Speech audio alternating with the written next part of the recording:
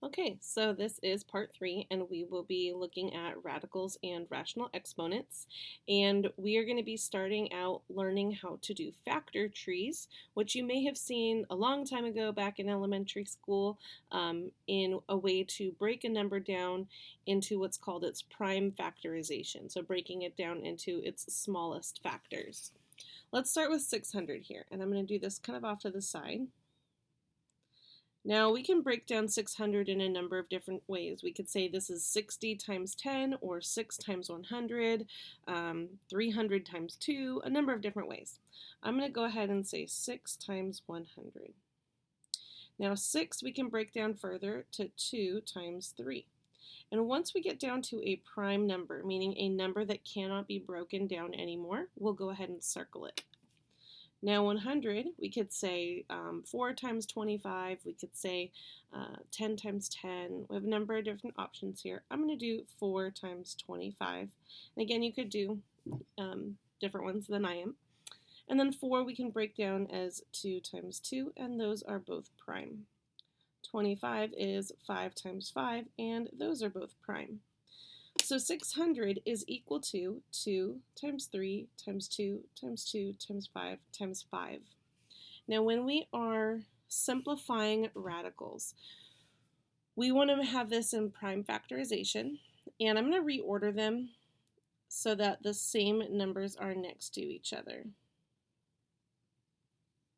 And when we're working with square roots, we need 2 copies of a number to be able to pull it out. If we were doing a cube root, like we will do in a minute here, then I would need 3 copies of a number. So I have 2 5s. That's 25. The square root of 25 is 5. So I can pull a 5 out. And I have 2 2s right here. That 2 times 2 is 4. The square root of 4 is 2. So I can pull a 2 out. And this 3 and this 2 are just by themselves. There's no other copies of them. So this simplified here would be 2 times 5, which is 10, square root 6. Now, sometimes we see a shortcut and we don't need to go through all this work. So if you saw, oh, 600, that's 6 times 100. The square root of 100 is 10, and 10 square root 6, same answer.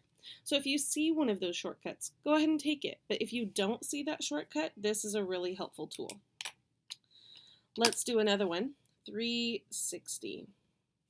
Well, I'm going to say 36 times 10, and 36 is 9 times 4. 9 is 3 times 3, and those are both prime. 4 is 2 times 2, those are both prime. And 10 is 2 times 5, and those are both prime. So 360, we have 5 times 2 times 2 times 2 times 3 times 3. So I can pull a 3 out, I can pull a 2 out, and I'm left with 5 times 2 on the inside, so that gives me 6 square root 10. I didn't mean to make these opposites, it just happened to work out that way. And the next one, we have a cube root. So instead of 2 copies of a number, we will need 3. All right. Well, there's a number of different ways to break this down. I'm going to do it as 108 times 10. 10 is 2 times 5. Those are prime. 108 is 9 times 12. 9 is 3 times 3. Those are both prime. 12 is 3 times 4. 3 is prime, and 4 is 2 times 2. So 1080, the cube root of that, well, we have 1 5. We have 1 2 3 2s. And we have 3 3s. Again, we need 3 copies of something to be able to pull it out. I can pull out 1 2, and I can pull out 1 3. So 2 times 3, and the cube root of 5 is what's left. So that gives me 6 cube root of 5. Anytime you're working with square roots or cube roots or any kind of radical, you always want to simplify them as much as possible. Now down here we have some rules for square roots. These are the same rules for square roots, and these bottom two will also work for any kind of root. Here we're really just talking about even roots here. And what we're essentially saying here is if I have something squared on the inside, when I pull it out of that square root, it has to go in absolute value. We won't use that rule a whole lot, but it's helpful to know. These next two rules we will use quite a bit. So if I have two things being multiplied, kind of like what I did over here with the 6 times 100, those are being multiplied, then you can separate those square roots as well. So I kind of essentially said, okay, the square root of 6 and the square root of 100 separately. Same thing with division here. Okay. To the next page here. So when we are talking about square roots or any kind of root, cube roots, whatnot, we want to be talking about the term like radicals. And what that means is it has the same index and the same radicand. So the type of root, this index here is square root, cube root, fourth root, fifth root, so on, needs to be the same. And what's inside the radicand also needs to be the same. We're also going to be doing something with square roots called rationalizing the denominator. And all that means is we want to get the square root out of the denominator. And the way we do that is by following these steps here, which we will see in an example shortly. Now we have other kinds of roots as well. Like I mentioned, we have cube roots, fourth roots, fifth roots, and so on. And these are some of the rules for how to simplify them. I'm not going to read through all of them because we will do some examples of them, but you can read through those on your own. Again here, we are going to be working with, in a few minutes, rational exponents. And what that means is that we'll have an exponent that's a fraction. Now, rational exponents and radicals can convert it using these formulas here. So I don't want to go over too much information. I am going to come back to this, and let me go ahead and just write that on the next page here next to the problem where we're going to use it. So, or I'll just go ahead and put it at the top of the next page. I would suggest going ahead and doing that now as well because we're going to use that in this same video. A to the m over n is equal to the nth root of a to the m, or the nth root of a and the whole thing to the mth power. And we'll talk about that, like I said, when we get to these examples. Before we get to those examples, we are going to practice simplifying some more square roots, excuse me, and combining like radicals. So 48 here. I'm not going to do the factor tree, but I will show you what the factor tree will give us. It would give us 3 times 2 times 2 times 2 times 2. And if I do a factor tree for 27, it will give us 3 times 3 times 3. Well, I have 2 3s here. Over here I have a 2 and another set of 2s. So here I can pull 2 2s out, and a 3 is left inside. And over here I already have a 2 out front. I can pull another 3 out, and I'm left with 1 3 inside. That gives me 4 square root 3 plus 6 square root 3. These are like radicals. They're both square roots. It's not like one's a square root and one's a cube root. And they both have the same radicand, the same inside. So if I have 4 square root 3s plus 6 more square root 3s, we have a total of 10 square root 3s. Think about it as counting an item. So if you had 4 apples and 6 apples, you'd have 10 apples. Essentially, we're counting how many square root 3s we have. This next example is very similar. Here I have 18xy cubed and 8x to the 5th times y. Working with exponents inside the radicals works the same way as with numbers. We want to factor them as much as possible. Here I have x squared out front. 18, if I did a factor tree for that, would be 2 times 3 times 3. And then x. And then y cubed is 3y's. And for the next one, I have 5y. 8, if I did a factor tree, would be 2 times 2 times 2. And then x to the 5th is 5x's, and then a y. And so again, these are both square roots, so I want to try and get 2 of anything I can pull out. I have 2 3s, so a 3 can come out front. I have 3 y's here, so I can group 2 of them together and pull a y up front. So let's go ahead and write that part out. I have 3, I have an x squared already, and then I have a y. And what I'm left with is 2xy inside. I have a 5 here. I can pull out a 2. I can pull out one x. I can pull out another x, and that's it. So I have a 5. I'm going to pull a 2 out, and 5 times 2 will be 10. I have 2 x's here. That'll be x squared, and a y already out. And what's left is 2xy. So in order to combine these, the index has to be the same. Well, it is. They're both square roots. The radicand has to be the same. Well, it is. But if I have any variables out front, those also have to be the same. So I have x squared and a y, x squared and a y. Perfect. If this was x and y squared, then they would not be like radicals anymore because these variable parts out front wouldn't be the same. Well, I have 3 of these, and I minus 10 of these, and that would give me negative 7 of those, x squared y square root 2xy.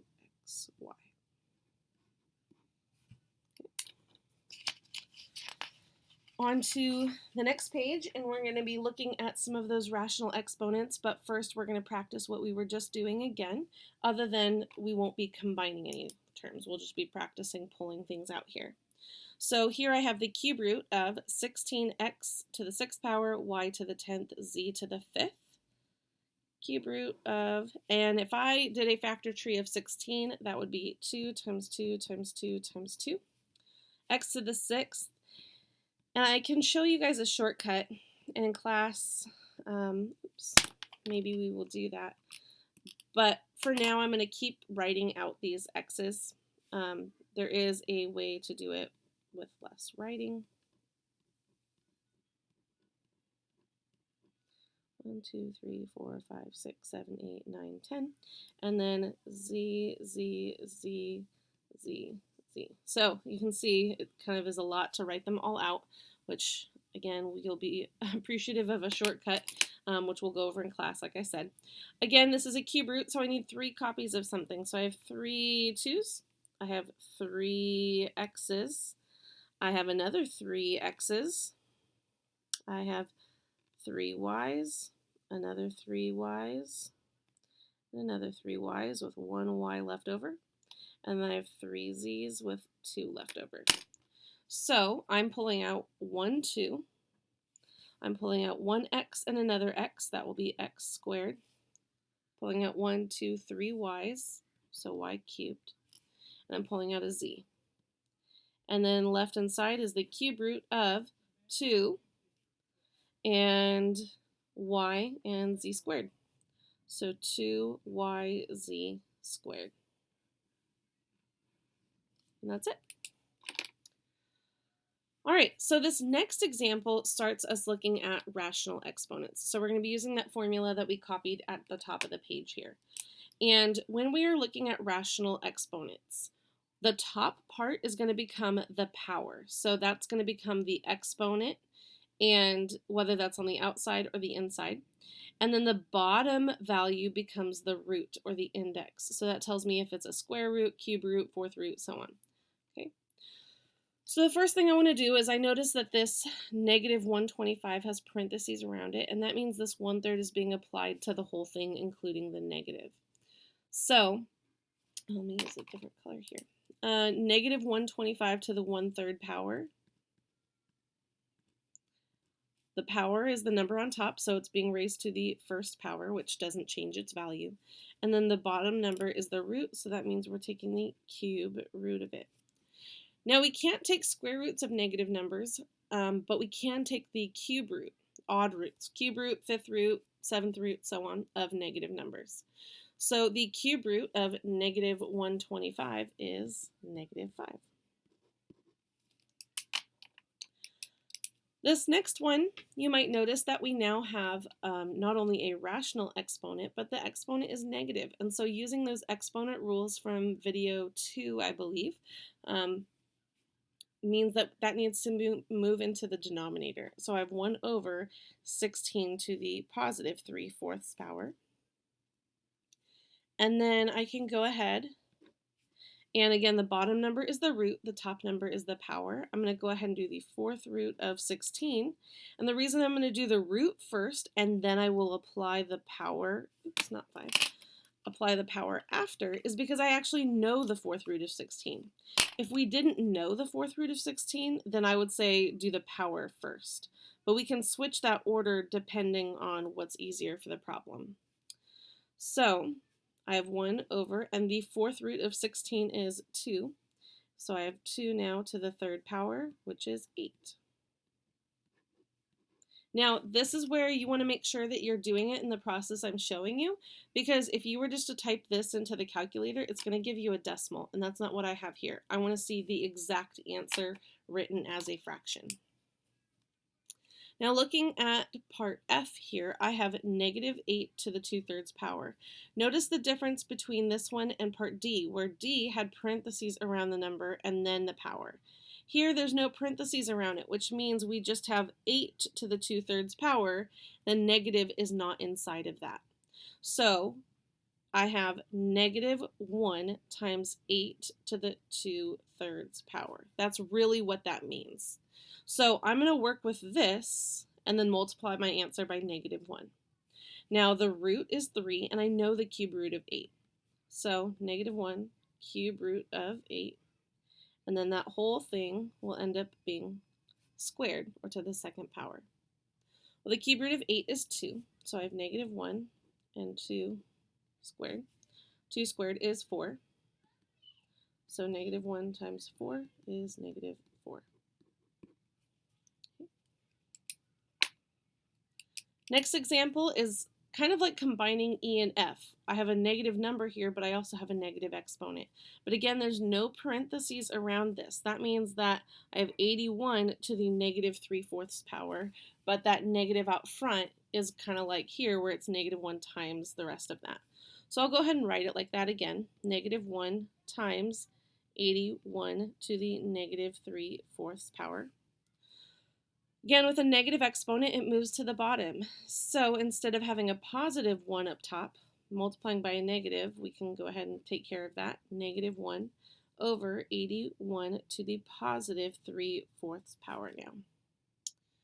I know the 4th root of 81. Negative 1 over 4th root of 81 to the 3rd power.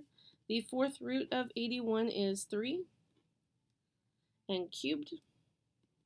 Negative 1 over 27. Again, if you typed that in your calculator, it would give you a decimal. I want to see the exact answer. And, of course, with all the work. The next example now is working with variables with rational exponents. And so we're going to be using those exponent rules we talked about in video 2 and combining those with the rational exponent rules. I'm going to go ahead and zoom in because I know this is a little bit small here. Now notice that all these bases are y's. So if I had, let's say, x to the 5th times x to the 4th, well, then that would become x to the 9th. We would add those numbers together. The same is true here because these are both y's. So I have 7/5 plus 4/5. Well, that would be y to the 11/5 over y to the 1/5. And if I had x to the 3rd power over x to the 2nd power, we would subtract those. That would be 3 minus 2 would be just x to the 1st power, or just x.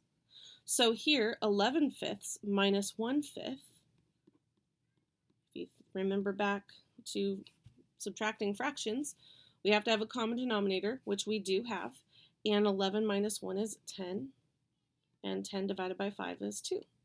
So 11 over 5 minus 1 over 5 is y to the 10 over 5, which is y squared.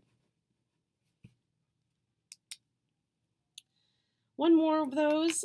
Here we have some rational exponents and being applied these exponents outside here. One thing I notice students forget with these kind of problems is they get so caught up with the rational exponents they forget to distribute to the number. Remember, this gets distributed to everything in here. So first thing I'm going to do is rewrite the first set of parentheses. 3 to the 4th power is 81. X 1/2 times 4 is x squared. And here I have y to the 3 over 8. Well, 3 times 4 is 12. So y, and I have 12 over 8 reduces to 3 over 2. They're both divisible by 4. So 3 over 2. And then I have y and 1/2 to the 3rd power. That'll become 3 over 2. And then 3 to the 3rd power is 27. X, and then that'll be 12 over 3, which becomes 4. From there, we can simplify a number of things. 1, I notice we have a y to the 3/2 power and a y to the 3/2 power. Those cancel out. And here I have x to the 4th and x squared. 2 of those cancel, and I am left with 2 of them on bottom. And 81 and 27 also reduce. In fact, we could start out, if you notice, they're both divisible by 9. That would become 3 and 9, but they're reduced even more, and just being a 3 here. So our final answer for this one is 3 over x squared. We've got 3 more examples here. The next one is just practicing what we were just practicing a few minutes ago. The only difference here is instead of it being a square root or a cube root, it's now a 4th root. And when we're applying these, one of the properties we saw on the previous page was that if I'm multiplying 2 of them, I can actually put them all together under the same root. So the 4th root of 96 times 27, and I'm going to actually kind of write it above here real quick. 96 times 27, and then p to the 14 and p to the 5th, and then q to the 7 and q to the 4. And I'm going to go ahead and the numbers I'm going to factor out as much as possible. I'm not going to show my work for a factor tree, but I will go ahead and write them as their prime factorizations.